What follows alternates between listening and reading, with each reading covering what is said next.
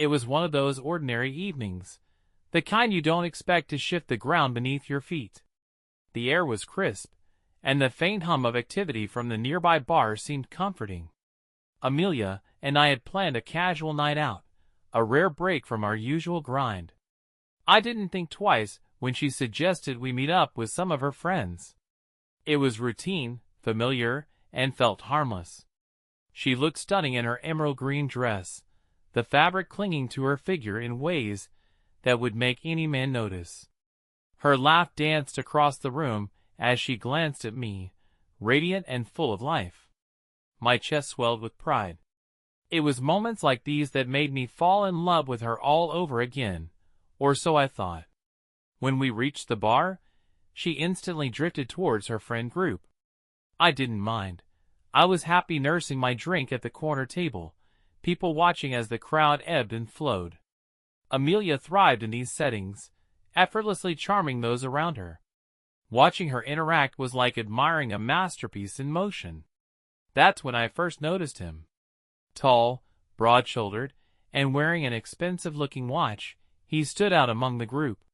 His confidence was palpable, and his eyes, intense and unwavering, seemed to linger just a little too long on Amelia. At first, I brushed it off. Jealousy wasn't my thing, and Amelia was a naturally warm person. People gravitated toward her. I convinced myself it was harmless. But then it happened again. Whenever I glanced their way, his focus was locked on her. Not on the group, not on the conversation, just her. Amelia, for her part, didn't seem uncomfortable. In fact, she leaned in closer to him when she spoke, her laughter ringing out a touch louder, her gestures more animated. The seed of unease sprouted. By the time I made my way to the bar to grab another drink, the unease had become a gnawing sensation. They were still engrossed in conversation, and I noticed the subtle way his hand brushed her arm, a fleeting touch, but one that felt far too intimate for strangers. "Hey, Ethan, you okay?" A voice jolted me from my thoughts.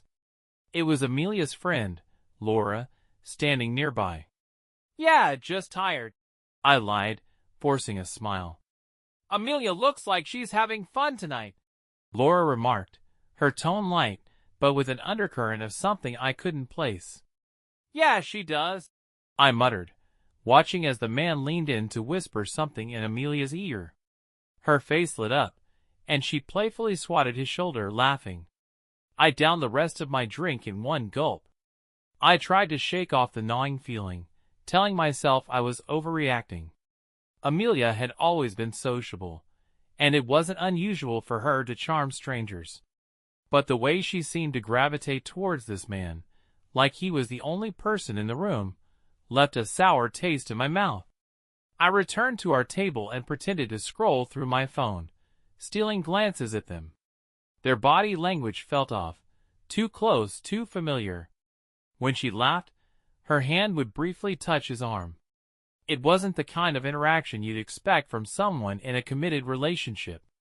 About an hour later, Amelia finally came back to the table. She slid into the seat across from me, her cheeks flushed. "Having fun?" I asked, my voice casual, though my stomach churned. "Yeah, it's been great catching up with everyone," she said, her smile radiant. "You should come meet Caleb. He's hilarious." Caleb. So he had a name now. "I'm good," I said, forcing a smile. "I'll just hang here for a bit." Amelia tilted her head, studying me for a moment. "You sure? He's really interesting. Works in finance, travels a lot. You'd probably have a lot to talk about." I didn't want to meet Caleb. I didn't want to see his smug face up close or shake his hand, while wondering what kind of man so blatantly crossed boundaries. But I didn't want to seem paranoid either. So I nodded. "Maybe later." Amelia hesitated, as if debating whether to push me. Then, with a quick kiss on my cheek, she said, "I'll grab us another round." I watched her walk back to the bar, weaving through the crowd with effortless grace. My gaze flickered back to Caleb, who was still standing with a drink in hand, scanning the room. He caught sight of her, and his expression shifted, a smirk tugging at the corner of his mouth. That was the moment I knew. This wasn't just my imagination. Something was happening between them. The rest of the evening passed in a blur. I kept my distance, but I was hyper-aware of every glance, every smile, and every laugh Amelia shared with Caleb. When we finally left the bar, her hand slipped into mine as if nothing had changed. On the drive home, I couldn't keep quiet any longer. "Who's Caleb?" I asked, trying to sound nonchalant. Amelia looked over at me, her brow furrowing slightly. "I told you, he's one of Laura's friends." "Why?" "You two seemed close," I said, keeping my eyes on the road. She laughed, the sound light and dismissive. "Don't be silly. He's just easy to talk to. You know how I am. I get along with everyone." I nodded, biting back the urge to press further. But her response didn't sit right. There was something too practiced about the way she said it, like she'd anticipated the question. That night, as Amelia slept beside me, I lay awake, staring at the ceiling. My thoughts were a whirlwind of doubt and suspicion. Was I reading too much into things? Or was there something deeper going on?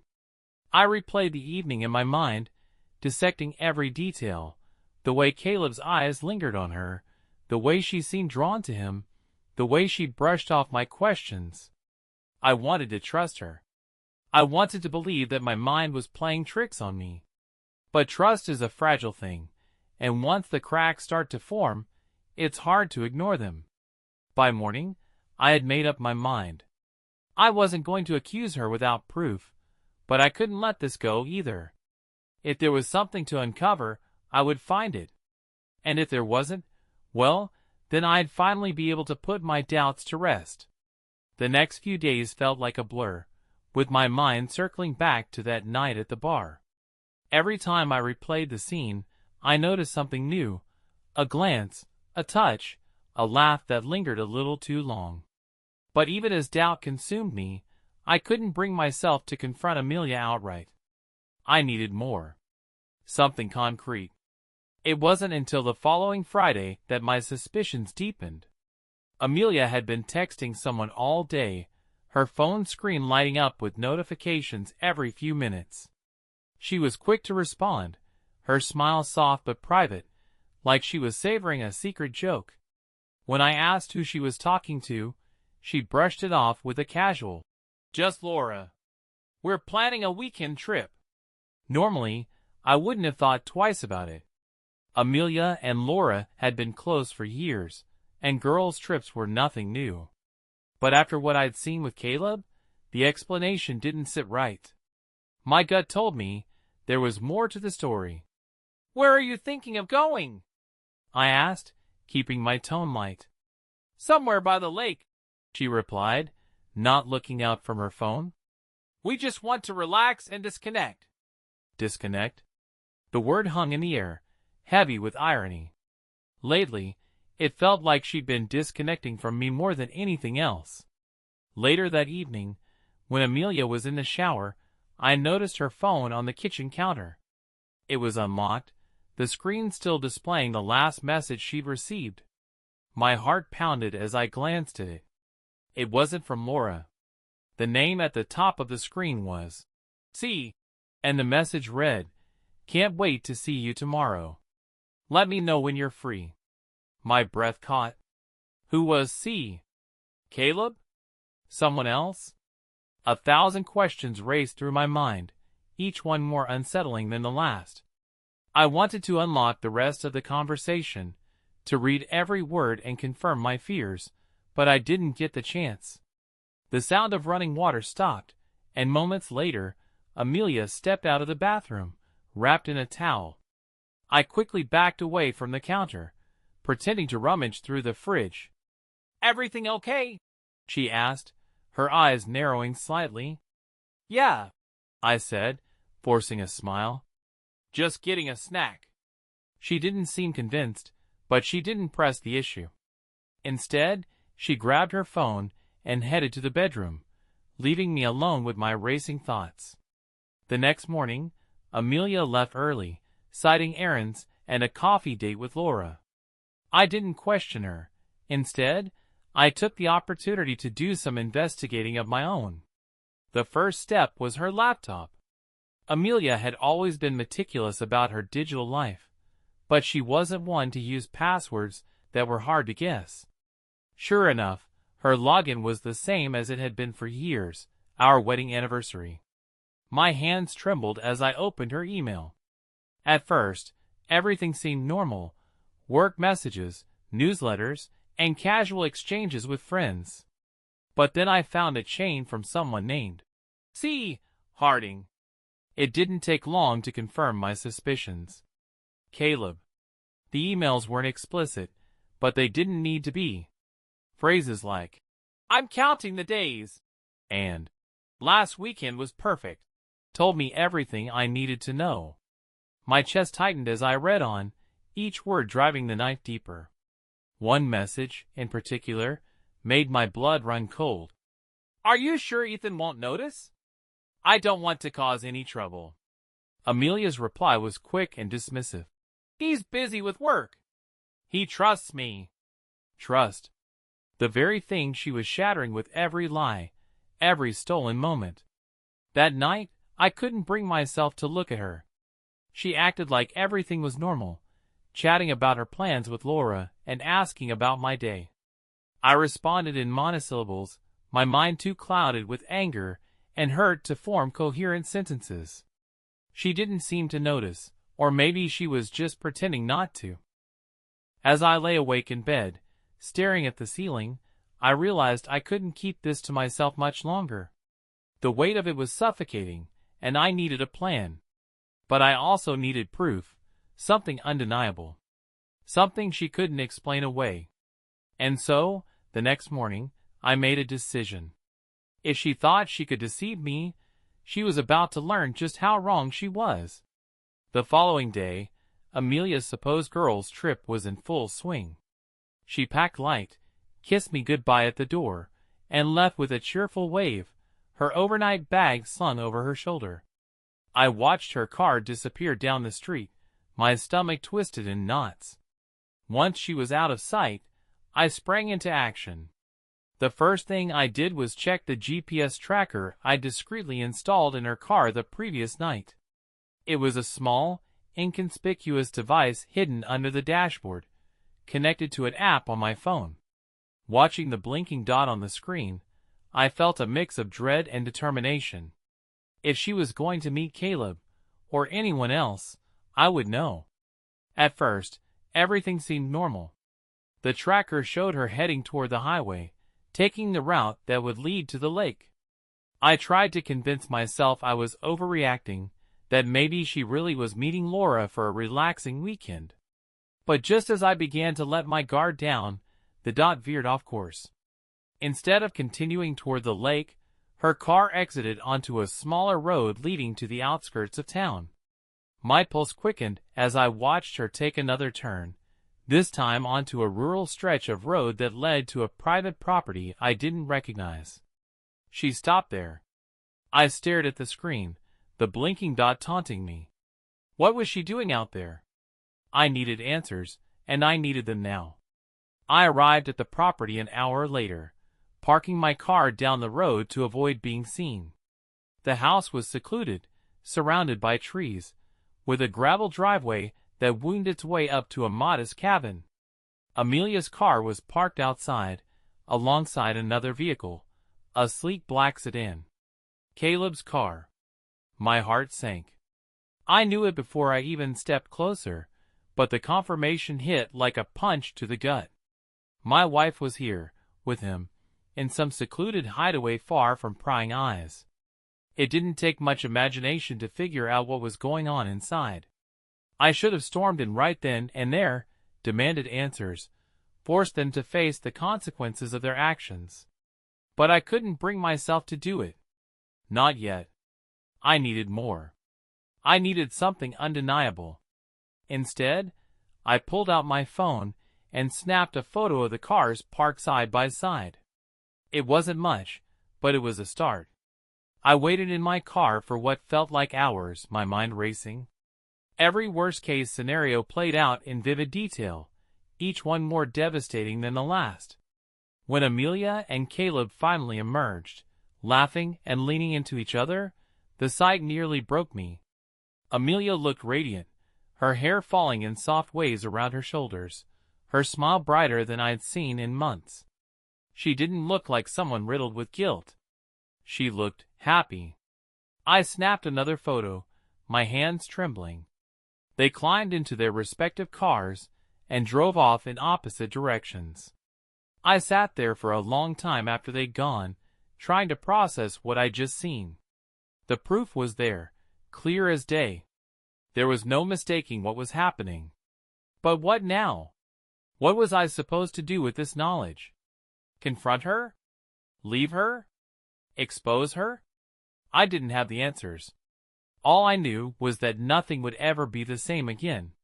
When Amelia returned home later that evening, she acted like everything was normal. She kissed me on the cheek, asked about my day, and told me all about her wonderful time with Laura. I nodded along, pretending to listen, but inside I was seething.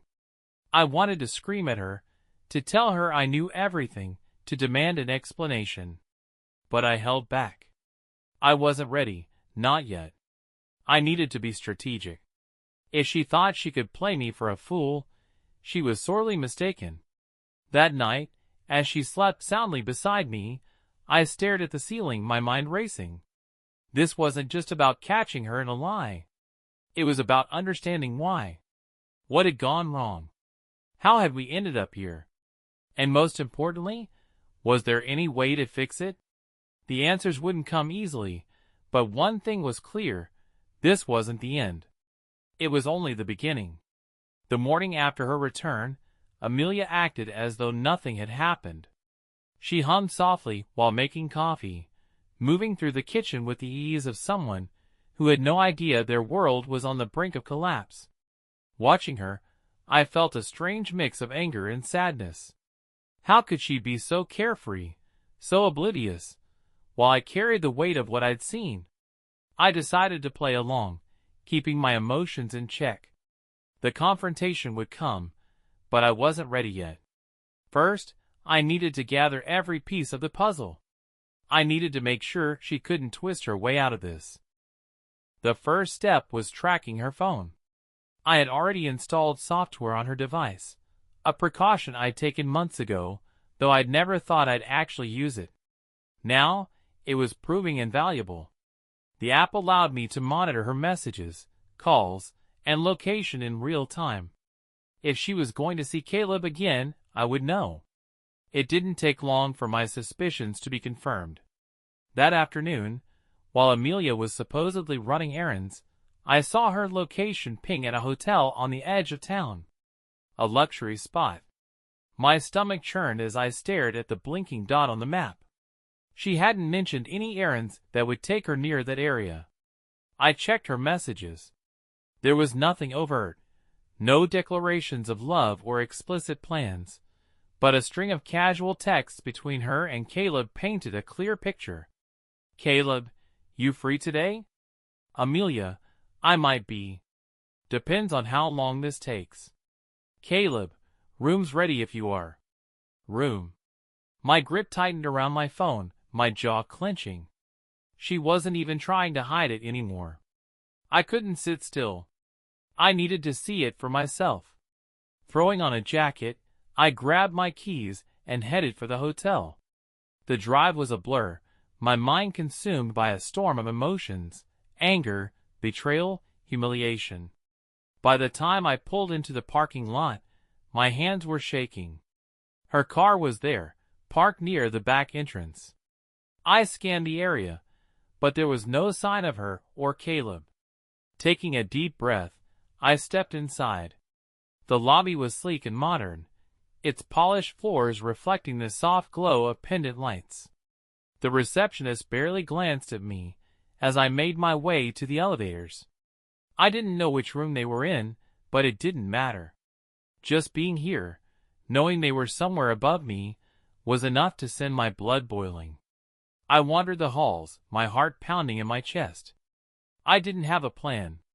I wasn't even sure what I was looking for. All I knew was that I couldn't leave without some kind of resolution. Then I heard it.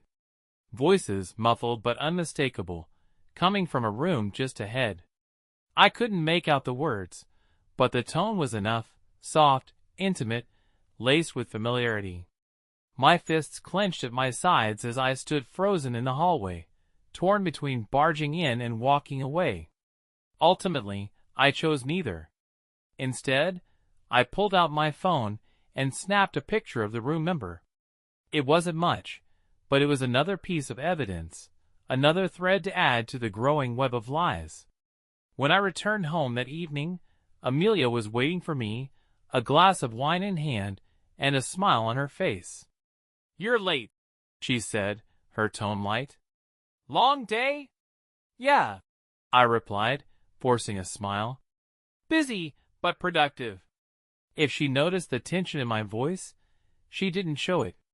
Instead, she launched into a story about something that had happened at work, her laughter filling the space between us. I nodded along, pretending to listen, but my mind was elsewhere. That night, as she slept beside me, I went through the photos and messages I collected. Each piece of evidence felt like a stab to the heart, but it also steeled my resolve. I couldn't keep living like this, trapped in a web of deceit, pretending everything was fine. It was time to make a decision. Either I confronted her, or I walked away. There was no middle ground anymore. The following morning, I woke up feeling like a coiled spring, ready to snap at the slightest provocation. Amelia moved around the kitchen, humming softly as she prepared breakfast. Watching her was surreal, like observing a stranger I no longer recognized. I couldn't keep it in any longer. "Amelia," I said, my voice sharper than I intended. She looked up, startled, a plate of toast in her hands. "We need to talk." She hesitated, setting the plate down on the counter. "Okay." Her tone was cautious, her brow furrowing slightly. "I've been noticing some things lately. Things that don't add up," I began, struggling to keep my voice steady. "Like where you've been going. Who you've been spending time with." Amelia crossed her arms, her posture defensive. "What are you talking about, Ethan? I told you, I've been busy with work and catching up with friends." "Don't lie to me," I snapped, slamming my hand on the counter. "I know about Caleb." The color drained from her face, her mouth opening as if to respond, but no words came out. The silence stretched between us, heavy and suffocating. What are you talking about?" she finally stammered, her voice barely above a whisper. "I know Amelia," I said, my tone low but firm. "I've seen the messages. I've tracked your car. I know about the hotel. So don't stand there and pretend like I'm imagining things." Her eyes filled with tears, and for a moment, I thought she might deny it, might try to twist the truth into something else. But instead, she sank into a chair, burying her face in her hands. "I didn't mean for it to happen," she whispered, her voice breaking. "It wasn't supposed to go this far." My chest tightened, a mix of anger and heartbreak threatening to consume me. "How long?" I demanded. "How long have you been lying to me?" She looked up, her face streaked with tears. "A few months," she admitted, her voice trembling. "It started as nothing. Just talking. But then it turned into more." I finished for her, my tone bitter. "While I've been here, trusting you, you've been sneaking around with him." "It wasn't like that," she insisted, her voice pleading. "I didn't mean to hurt you, Ethan. I swear. I don't know what happened." I laughed, a cold, hollow sound that felt foreign even to me. "You don't know what happened? You made a choice, Amelia. Every time you texted him, every time you met him, You chose this." She flinched as if I'd struck her, her tears falling harder now. "I never wanted to hurt you," she said again, as though repeating it would somehow erase the damage.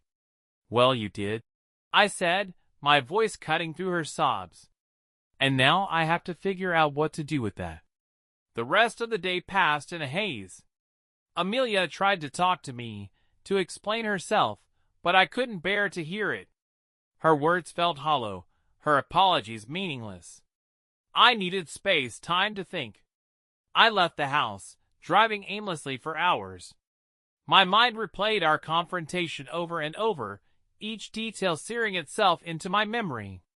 Her tears, her excuses, her admission of guilt, it all felt like a twisted dream I couldn't wake up from. By the time I returned home, the sun had dipped below the horizon, casting long shadows across the living room. Amelia was sitting on the couch, her face pale and drawn. She looked up as I entered, her eyes red from crying. "Ethan," she began, but I held up a hand, stopping her. "I can't do this right now," I said, my voice weary. "I need time to think." She nodded, tears spilling down her cheeks once more. "I'll do whatever it takes to fix this," she said softly. I don't want to lose you." Her words hung in the air as I walked past her, heading for the bedroom. I didn't know if I could ever forgive her, let alone move past what she'd done. But one thing was certain, our lives would never be the same again. The house felt like a tomb over the next few days, filled with an unbearable silence that spoke louder than any words. Amelia gave me space, retreating to the guest room at night and tiptoeing around during the day. I could feel her eyes on me whenever we crossed paths, her expression a mixture of guilt and desperation. I, on the other hand, was a mess. Sleep came in fits, and when it did, it was haunted by memories of her and Caleb. I couldn't get the image of them at the hotel out of my mind, couldn't stop replaying her confession. The betrayal had rooted itself deep inside me, spreading like a poison. One evening, I sat at the kitchen table, nursing a drink and staring blankly at the wall. Amelia walked in, her steps hesitant. "Ethan," she said softly, pulling out the chair across from me. "Can we talk?" I didn't answer immediately, taking another sip of my drink instead. Finally, I set the glass down and met her gaze. "What do you want me to say, Amelia? That it's okay? That we can just move past this?" She flinched but didn't look away. "I know I don't deserve forgiveness," she said, her voice trembling. "But I need you to understand. I wasn't trying to replace you. It was never about that." "Then what was it about?" I snapped, the anger bubbling to the surface. "What was so lacking in our marriage that you felt the need to sneak around with him?" She hesitated, searching for the right words. "I don't know," she admitted. "I think I just felt invisible. Like I wasn't enough anymore. Caleb made me feel noticed. Wanted." Her words hit like a punch to the gut. I wanted to shout that she'd always been enough, that I'd never stopped loving her, but the words caught in my throat. Instead, I let out a bitter laugh. "So this is my fault then?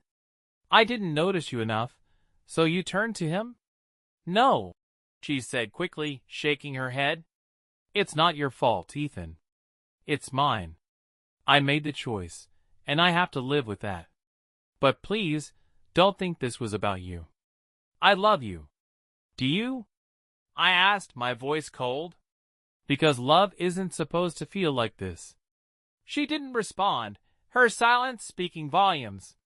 For the first time, I saw the weight of her actions in her eyes, the regret, the shame. But it didn't make the pain any easier to bear. The days turned into weeks, and though we tried to move forward, the distance between us only grew. I threw myself into work, staying late at the office to avoid coming home. Amelia, for her part, did everything she could to show she was sorry, cooking my favorite meals, leaving notes of apology around the house, even suggesting counseling. but I couldn't bring myself to meet her halfway. Every time I looked at her, all I could see was Caleb. One night, as I was scrolling through my phone in bed, a message popped up. It was from Caleb. "We should talk. Man to man." My grip tightened around the phone, my pulse quickening. The audacity of him, to reach out after everything he'd done, left me fuming. I stared at the message for a long moment, debating whether to respond. Against my better judgment, I typed out a reply. "Meet me tomorrow. Noon. The coffee shop on Main." The next day, I arrived at the coffee shop early, my nerves frayed. I didn't know what I planned to say to him, but I knew I needed this. I needed to face the man who had torn my life apart. Caleb arrived right on time, his confident demeanor grating on me. He spotted me immediately and walked over, extending a hand. I didn't take it. "Ethan," he said, sitting down across from me. "Thanks for meeting me." "Cut the crap," I snapped. "What do you want?" He sighed, running a hand through his hair. "Look, I know you hate me. And you have every right to. But this thing with Amelia, it wasn't what you think." I clenched my jaw, resisting the urge to reach across the table and throttle him. "Oh, really? Because it looked pretty clear to me. She wasn't happy," he said, leaning forward. "I didn't mean to come between you two, but she came to me. I didn't pursue her." "That makes it better?" I asked, my voice low and dangerous. "You're her boss. You should have shut it down." "You're right," he admitted, his tone softening. "I should have. And I'm sorry for that. But I care about her, Ethan. I care about her deeply." Hearing those words from him felt like a knife twisting in my chest. I stood abruptly, the chair scraping against the floor. "Stay away from her," I said, my voice shaking with barely contained rage. "You've done enough damage." Without waiting for his response, I walked out of the coffee shop, my mind reeling. The confrontation hadn't brought the closure I'd hoped for. If anything, it had left me with more questions and a deeper sense of betrayal. The conversation with Caleb left a bitter taste in my mouth, and the rage simmering inside me felt impossible to contain. I couldn't believe his arrogance, his audacity to claim he cared about Amelia. But more than that, I couldn't believe how far we'd fallen. The trust, the connection, the love we'd once shared, now reduced to this mess of lies and betrayal. When I got home that evening, Amelia was waiting for me. She must have seen the storm brewing on my face, because she immediately tensed. "What happened?" she asked cautiously. "Caleb," I said bluntly, dropping my keys on the counter. Her eyes widened, and her face paled. "What do you mean?" "I met him," I said, my voice cold. "He reached out to me, wanted to clear the air." She took a step back, her expression a mixture of panic and guilt. "What did he say? Does it matter?" I shot back, the words laced with venom. "He admitted everything. How you went to him. How you weren't happy. How you made him feel like you needed him." Tears welled in her eyes, and she shook her head. "It's not like that, Ethan. I never wanted to hurt you. Stop saying that," I yelled, slamming my hand on the counter. "You keep saying you didn't want to hurt me, but you did. Every time you lied to me, every time you went behind my back, you chose him over me." She flinched at the force of my words, tears streaming down her cheeks. "I don't know how to fix this," she whispered. "I don't even know where to start." "You can't," I said, my voice breaking. "You can't fix this, Amelia. You broke us." Her sobs filled the room, but I couldn't bring myself to comfort her. Not this time. I walked past her, heading for the door. "I need some air," I muttered, grabbing my jacket. "Ethan, wait," she called after me, but I didn't stop. I couldn't. I spent the next several hours driving aimlessly, the city lights blurring past as my thoughts spiraled. Part of me wanted to walk away, to leave this all behind and start fresh. But another part, an angrier, more vengeful part, wanted her to feel the weight of what she'd done, to truly understand the damage she'd caused. By the time I returned home, the house was dark. Amelia had gone to bed, though I doubted she was sleeping. I stood in the doorway of our bedroom, watching her curled figure beneath the blankets. For a moment, I felt a pang of something, love, sadness, maybe even regret. But it was fleeting, quickly replaced by the cold reality of her betrayal. I slept on the couch that night, the distance between us growing wider with each passing hour. The next morning, Amelia made another attempt to reach me. She sat across from me at the breakfast table, her hands clasped tightly in front of her. "Ethan," she began, her voice steady but trembling at the edges. "I know I've ruined everything. I know I don't deserve your forgiveness, but I'm begging you to let me try. I love you." I looked at her, my expression unreadable. "Do you? Because love doesn't look like this, Amelia. I made a mistake," she said, tears brimming in her eyes. "A terrible, unforgivable mistake. But it doesn't change how I feel about you. I want to fix this. I want us to work." Her words hung in the air, heavy with desperation. I wanted to believe her, to cling to the hope that we could somehow salvage what we'd lost. But the scars she'd left were too deep, the wounds too fresh. "I don't know if I can do this," I admitted, my voice cracking. "I don't know if I can ever trust you again." Her face crumpled, and she reached across the table, her hand covering mine. "Please, Ethan. Just give me a chance. One chance. I'll do whatever it takes." I pulled my hand away, standing abruptly. "I need time to think." Amelia nodded, her shoulders sagging with defeat. "Take all the time you need," she said softly. "I'll be here. I'm not giving up on us." Her words sounded sincere, but they did little to ease the turmoil inside me. As I left the house, her tear-streaked face lingered in my mind, a painful reminder of everything we'd lost. Over the next few days, I threw myself into work and avoided home as much as possible. Every time I saw Amelia, the weight of her betrayal came crashing down all over again. But even as I kept my distance, I couldn't stop thinking about her words. How she begged for a second chance. How she said she wasn't giving up on us. Part of me wanted to believe her, to hope that maybe, just maybe, we could find a way back to each other. But how do you rebuild trust when it's been shattered into a million pieces? One evening, as I was sitting alone in my office, my phone buzzed. It was a text from Caleb. "We need to talk. This isn't over." My jaw tightened as I read the message. What was his angle? Was he trying to provoke me, or was this another ploy to get inside my head? Whatever his intentions, I wasn't about to let him pull the strings. I decided to confront him one last time.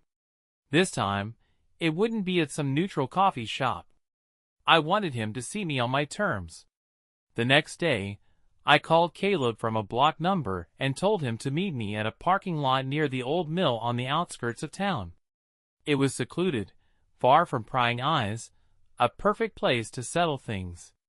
When he arrived, I was already there, leaning against my car with my arms crossed.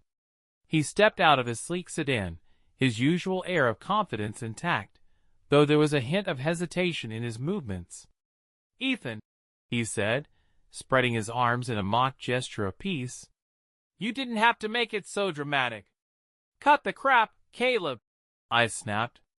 "What do you want? Why are you still trying to insert yourself into my life?"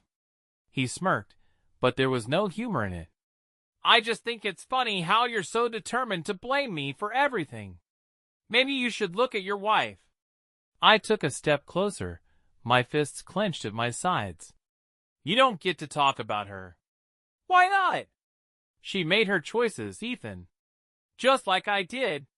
He shrugged, as if the whole situation was some trivial game to him.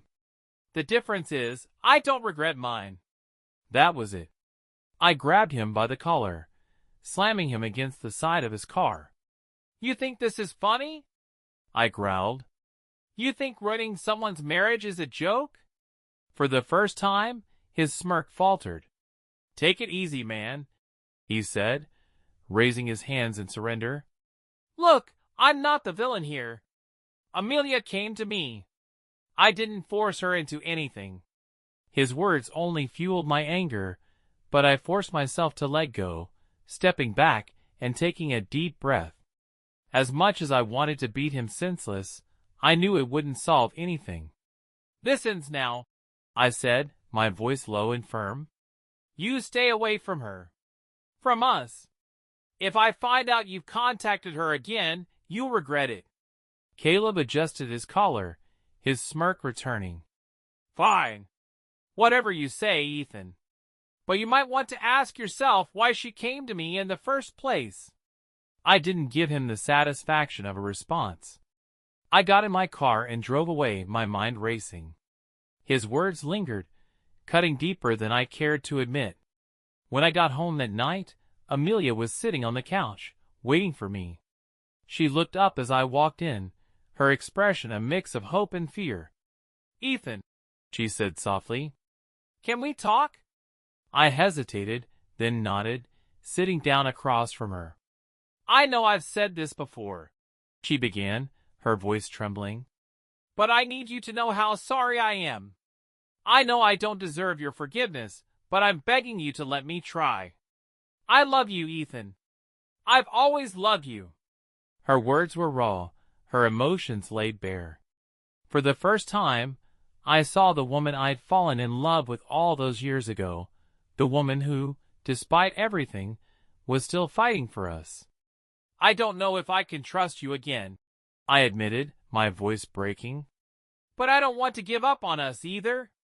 Tears filled her eyes, and she reached for my hand. I'll do whatever it takes, she said. Therapy, counseling, anything. Just tell me what I need to do.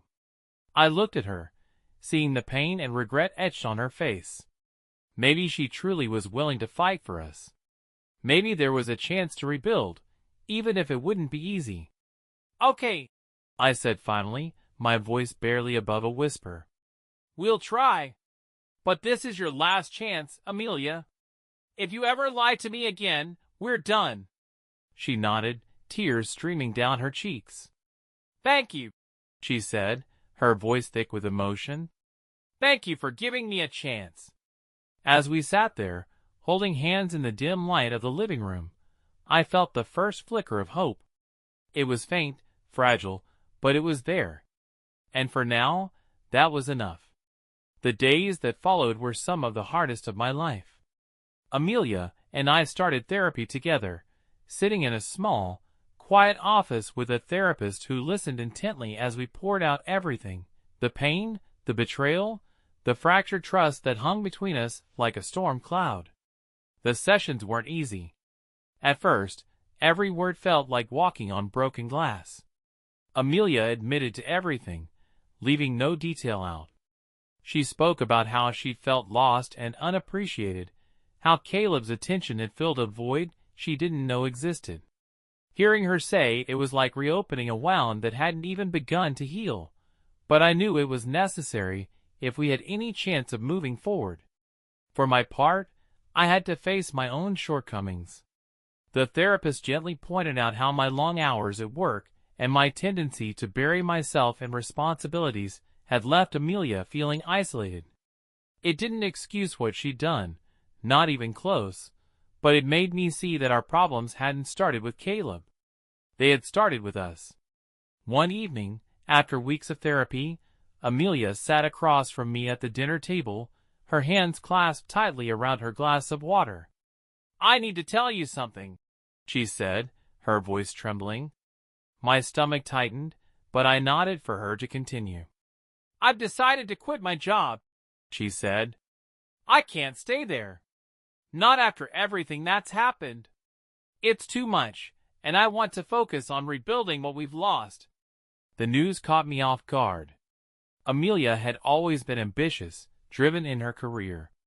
But in that moment, I saw how serious she was about making amends.